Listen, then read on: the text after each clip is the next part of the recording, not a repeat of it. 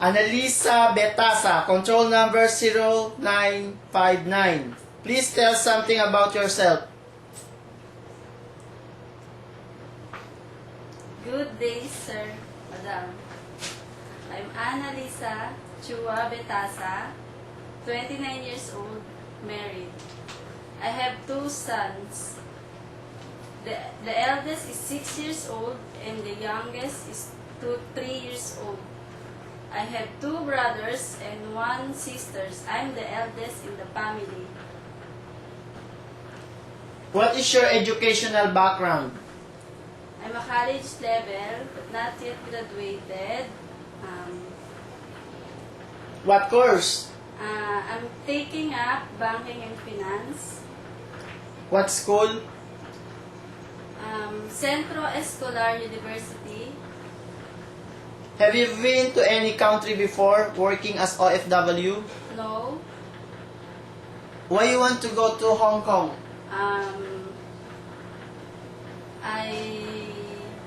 I want to have my own house and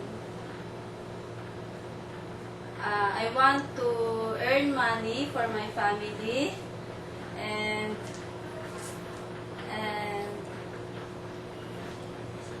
I want to earn money for my family, especially for my two kids. Okay.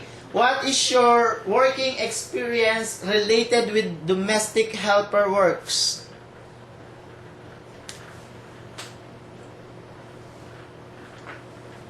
Your working experience as domestic helper. I work at Cruz Family as domestic helper. I know all the household chores and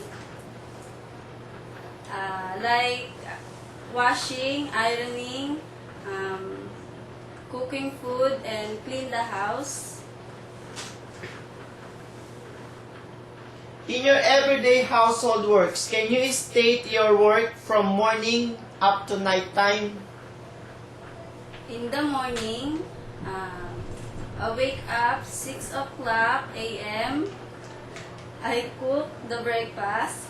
After eating breakfast, clean the kitchen, collect all the washing clothes and start to wash. Go to market, clean the house.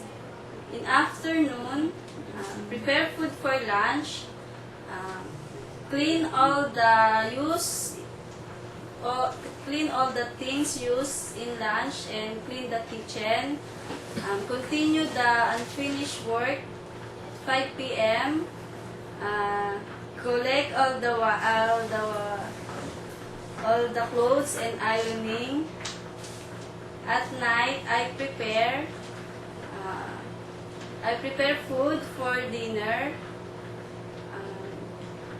After dinner, washing dishes and clean the kitchen.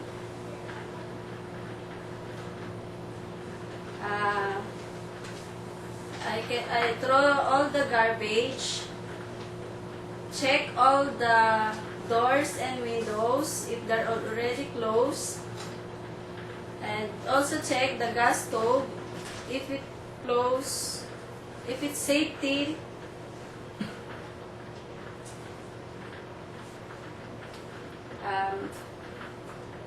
Before I go to sleep, I clean myself.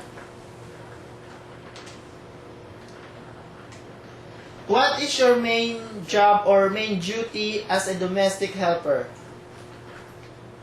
Taking care of baby. Can you tell me the details how you took care of the baby? My experience in taking care of the baby is give them milk, changing diapers,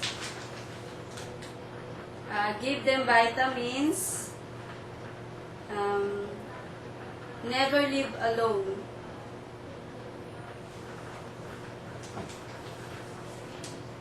Do you have an experience in taking care of a newly born babies aside from Cruz family? Yes. Yes, sir, ma'am. I'm taking care my own child since birth.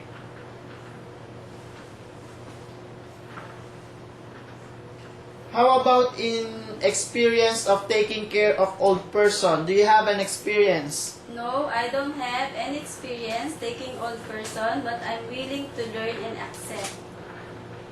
Okay, what is your other special skills inside the house? My other skills are gardening, car washing, What else?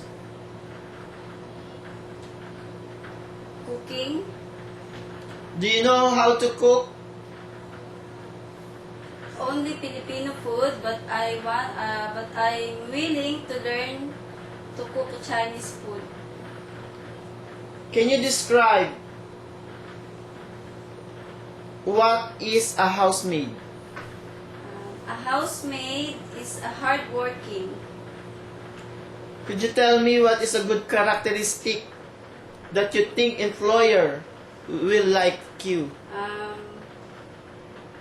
I'm honest, hardworking, patience.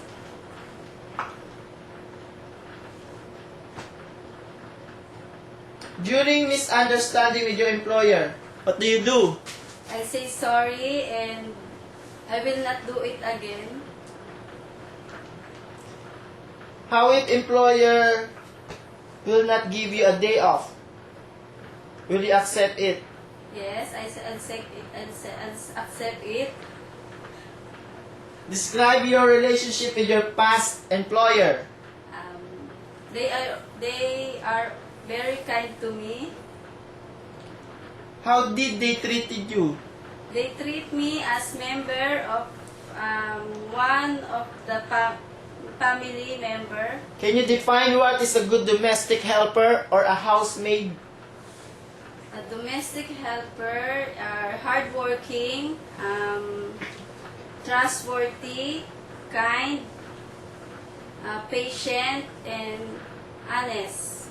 What things can you offer to your employer if they hired you? Dear Sir, Madam, if you ever choose me as a domestic helper, I'll do my best and I promise to finish the contract with you for 2 years or more. Thank you so much.